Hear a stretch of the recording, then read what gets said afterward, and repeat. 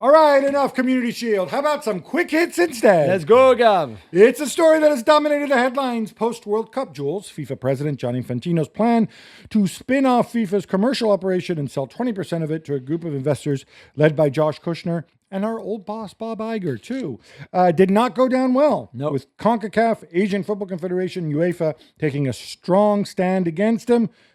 Jules, where do you stand? Did you like the Infantino plan? No, I didn't. I thought it was an absolute disgrace. I thought it looked well dodgy too.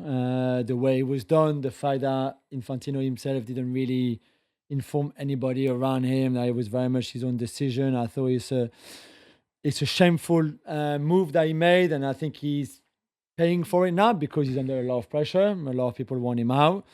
Where he was untouchable, or certainly he thought he was going to be untouchable, and that he was going to be re-elected in March 2027 very easily. And now I think that's quite up in the air.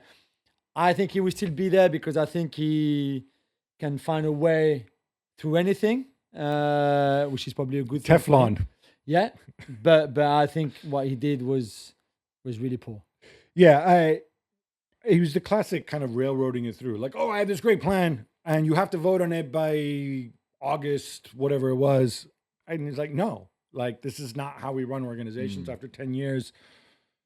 Let's see how it goes. But it was also a very stupid plan. For one, even if you want to sell FIFA, that's fine. I'm not fine, but whatever, you want to do it. But you put it out to tender. You negotiate. Hey, who wants to buy FIFA? How much will you give me for this 20%? These guys say 20 billion. Is it worth more? Is it worth less? That's how you do it in the business world. And Gab, you have a piece on the website explaining the whole affair. It seems both sides are battling behind the scenes now. Yeah. So basically, you mentioned this before. There's elections in March, and by November 18th, you have to put forward other candidates. My understanding is that the people who want Infantino out are basically, they don't want to go to elections. Like, the ideal situation would be something where he resigns, he gets thrown out. There is a process for a vote of no confidence, but the timing of that is such that it would go past November 18th. So that's not really viable. Doesn't feel viable right now. And so they're putting pressure in different ways. They've already said, like, UEFA said, we're not going to participate in FIFA competitions. We'll see what happens. There's a Women's World Cup is the next one in Poland in September. The reason they don't want to put out a candidate now is that then that candidate would come under attack, right? Yeah. So they're hoping to force him out in other ways. There's talk of legal action. There's talk of getting CAS involved. Both sides are going around trying to get statements of support. We saw one recently from Qatar. I think this battle is going to be played out with two important constituencies that we've not heard of yet.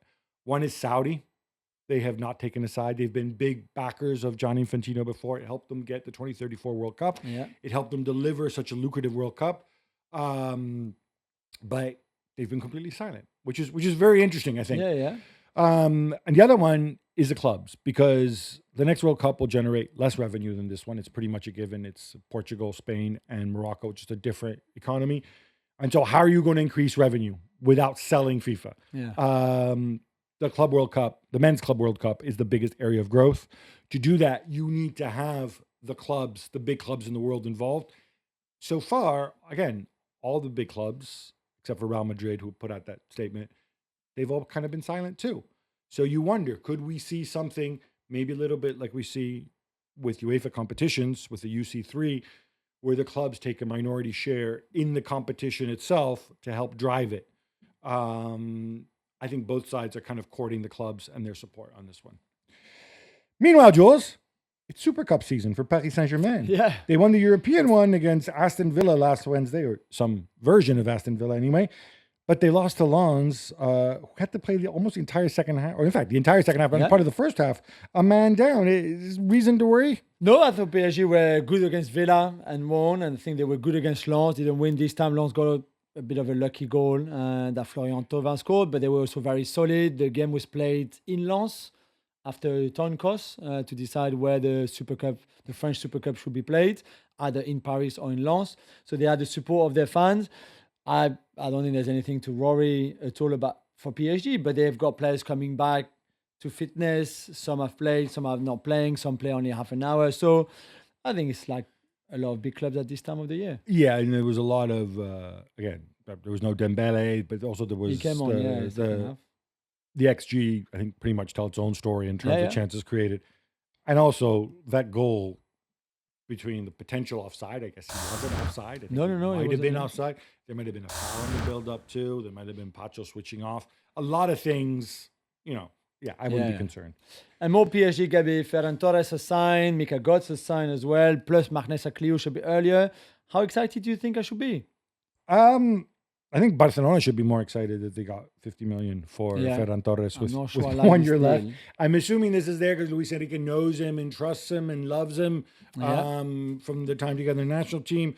Mika Götze, I think, is a interesting player, a slow burn. The guy who plays in that position right now is already pretty good. I think Torres fills the gap left by the guy who went to Gonzalo Ramos. Milan, Yeah. Gonzalo Ramos. So in other words, a situational player. Akaliush is the one that should be exciting you, Jules. Yeah, Paris The born and bred, magnificent. for sure. And speaking of Milan, Gab, it looks like they need to shift a lot of players, not just Rafael Leao, but Fikayo Tomori, Yusuf Fofana, Christopher Nkunku. There's a few of them. Yeah, I mean, the ideal thing would have been to move these guys quietly at the start of the window rather than kind of come out with almost like an announcement. But a big change. Jerry Cardinale wants to make a splash with Amorim. I think he went about everything ass backwards, but hey, that's how he rolls. I think there's some smart pickups at the right price. I think all these guys could go down to the wire. Yusuf Fofana, I think, could do a job for a lot of clubs. If we're talking short term, he's a very, very good player, and he's not just a defensive midfielder. Yeah. A long-running saga ended this summer when Vinicius Jr. extended his deal with Real Madrid. We touched upon this earlier. And with Jan Diamande joining from Leipzig to man the other flank, Jose Mourinho won't be able to complain about not having flying wingers, Jules. That's true. Now let's see how Vini and Mbappe and Bellingham and Diomande can play together, and who is behind them and who is going to do the defending. Tchouaméni and Valverde. Yeah, probably. But on paper, it's great. I think Real Madrid did really well in the transfer window this summer. For Mourinho, the money they spent, the players they bought, I think they should have gone for Rodri, we mentioned earlier. They tried. But they tried. Well, did they really try? But so we see. The balance will be key, obviously. And we're delighted to say, obviously, if you're listening to us from France, that you'll be able to see La Liga and Real Madrid and Mourinho every single game on Disney Plus in France in French. So we've got that to look forward to as well. And we talked about Rodri from the City perspective earlier, and I just touched upon it as well. But is this a good deal for Barca, do you think, Gab? No.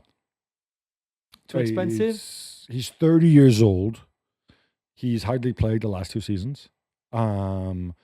Spending that amount of money in a position where you already have Frankie de Jong, you have Casado who may go and whatever, but if he's going to go at a price. Now you're going to get less for him if you do shift him. You have Bernat, presumably. You have Pedri there. He's been playing deeper. If you're going to keep playing that 4-2-3-1 variation. If Eric Garcia, in theory, he's done it. So I don't see the logic to it. I think Rodri's is a very good player. I don't think he's a game changer in that role for Barcelona the way they play. If part of your issue is the high line and people chasing back towards the goal, he's not going to help you with that. Yeah. So no, this makes no sense to me. Jorge Valdano had a good line about it. He said, yeah, well, it came out to around 70 million because it's 30 million for Rodri and 40 million to stop him going to Real Madrid. Yeah, probably. Yeah, it's a lot of money. Too much money for me. Xavi is the new Holland manager, Jules. I was not expecting this. No, me neither. And to be fair, I don't think he was first choice. I think they obviously went to Arne Slot and Peter Bosch and people like that. Well, and more bald Dutch guys. Yeah. At least Xavi has hair, right? He's got hair, beautiful hair, even. But even if you're not first choice, it doesn't matter so much. I like this a lot. I think Xavi will do well with the Netherlands. Finally, the right guy for the job after the guys that we had before. It's the Cruyff air, if you want, and mentality. And I think this is going to be very exciting. Are you going to call him the Dutch guy? No, I love Xavi. I love his choice. He'll never be the Dutch guy. He can't do worse than what I was there before, I think. So, Cuti Romero has joined Atletico Madrid from Tottenham in a deal worth around 40 million euros. Gab, a match made in heaven? Well, obviously that's a stereotype because look, is he's going to be with Diego Simeone and Negarra, and maybe Diego Godin will make a guest appearance in Maybe. training to Yeah. scare people. I don't see the logic in this. I mean, they already had center backs Loads of in them, yeah. Pubil and Lenormand and Hanchko. The rumor is that, no, he might play a back three, and sure. But They've signed Grimaldo as well for the left hand yeah, side. so as a obviously left with wing Grimaldo back. and Llorente, then you've got your instant wing backs. And But then, Simeone played there the other day as well. yeah, and then what do you do with your wingers? I mean, turn them into wing backs? Lionel Messi said he's the best center back in the world. I invite people to go and watch Tottenham over the last 2 years. The amount of goals they conceded when he was there, and when he wasn't there was often his fault because he wasn't rehabbing properly or because he was suspended. So, yeah, I don't like this one at all. Mohamed Salah has a new home. Jules, are you surprised at Trabzonspor on a free transfer after everyone was pushing him to Saudi Arabia? Surprised? No, we thought Turkey was always a bit of an option as well. Halfway through, if you stay in Europe, they're still in European competitions, so it's not Saudi or it's not MLS just yet. I think that will come a bit later. Hugo, he was welcomed like a god of football, like an absolute hero. There will be great atmosphere. It's a team that did well last season, so he should improve them. So I'm curious, and I think the Turkish clubs, especially the top clubs, not just the Istanbul clubs, but Trabzonspor as well, are building something really interesting that's going to make that league interesting to watch for us too. So, They were third last season, so I guess Yeah, we'll they get to are see him really in the Europa League. I just love the idea. Like, oh look, he's Muslim. Surely he's going to want to go to Saudi Arabia. I mean, he has enough money; he can fly to Saudi Arabia whenever he wants. And in fact, there's plenty of flights between on Turkish Airlines Yeah, I'm between sure. Istanbul and maybe not so much from Trabzon, but still. Sebastian Pocognoli is the new Scotland manager. I love Jules, this. come on, get the Tartan Army excited. He's still, despite what happened at Monaco, where it was a bit hot and cold, he's still a very promising young coach. I'm a bit surprised that he kind of leaves club football behind him, certainly for a few years now, to take charge of the Scotland team. But for Scotland, I think he's good. They will have an identity. I think he's a very exciting coach to play for, to work with. I think he will help this team, and not just this team, but he's got always a great vision. Certainly, he had at Monaco of a bigger picture with youth teams and things like that. So I think this is really good for Scotland. If he's really in it and not just there because he wants to wait for the next club job, I think he can do a really good job, not just for the A team, but also helping structuring and everything the youth teams. I presume it has to be as brief because, I mean, Scotland don't need to qualify for the next Euros, do they? No, they don't have to. No, they're Yeah, already so qualified. Yeah. I think that takes a lot of pressure it off. must be, for sure. Legendary Milan defender Franco Baresi has passed away, Gab, a few weeks ago. Put his career in perspective, please. Yeah, I mean, Franco Baresi, the legend begins when he's 10 years old, when he and his brother go and have his brother Beppe, I think was 2 years older. They go and they have a trial at Inter, and Inter decide, we'll take Beppe. The other one, Franco, is too little. He'll never make it. And then what does he do? He's in the first team at like 18 years old when Milan win their last league title before getting relegated in like 1978, 79. I mean, incredible story. Somehow misses out on the 1990 World Cup. Talk about the wisdom. Yeah. And kind of redefined the position and he was a sweeper. He was a sweeper type, or he was born as a sweeper back when sweepers existed. But then he's such an intelligent footballer that he made the transition to the back four under Arrigo Sacchi, like a proper flat back four pressing type system. Very good on the ball, could have easily played in midfield. Undersized but rarely beaten in the air, and kind of probably one of the greatest defenders of all time. Paolo Di Canio, I think, put it best. He said, like, you watch him play, and it looks like you're on the PlayStation, and God is moving him into position. I mean, that's one for real tactical nerds.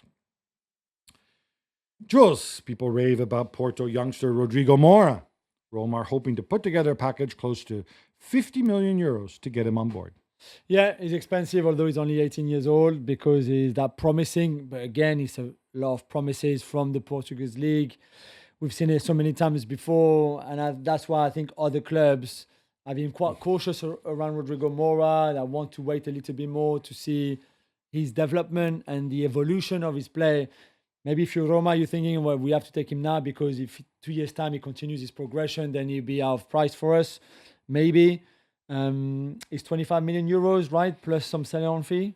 Plus 50% of the sell-on. I mean, so- we don't. This isn't confirmed yet, but this was talked about in the Portuguese press. And if you think about it, 50 million is what Porto wanted.